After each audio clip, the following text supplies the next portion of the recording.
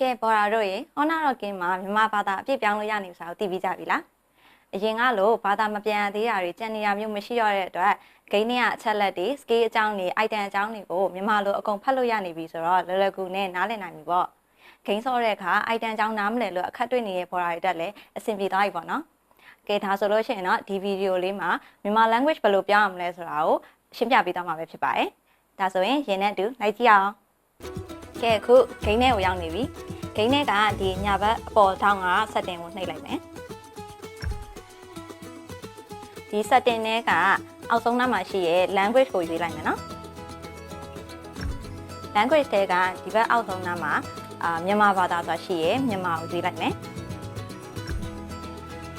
ပြီးရင်ဒါ download ဆွဲဖို့ confirm လေးကိုတစ်ချက်နှိပ်ပြီးတော့ download ဆွဲတာကိုစောင့်မယ်နော်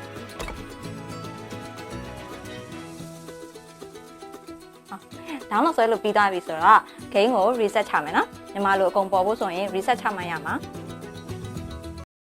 ဝါအကုန်မြန်မာလိုကြီးဖြစ်သွားပြီကဲဒါဆိုရင်တော့ Honor Rocking မှာမြန်မာလိုကြီးဂိတ်ဆုံးတီးနိုင်ပါပြီနော်ဒီအကြောင်းကိုမသိသေးရဲ့ border ရှင်းရင်လည်းလက်တို့လိုက်ပါဦး Welcome to Honor Rocking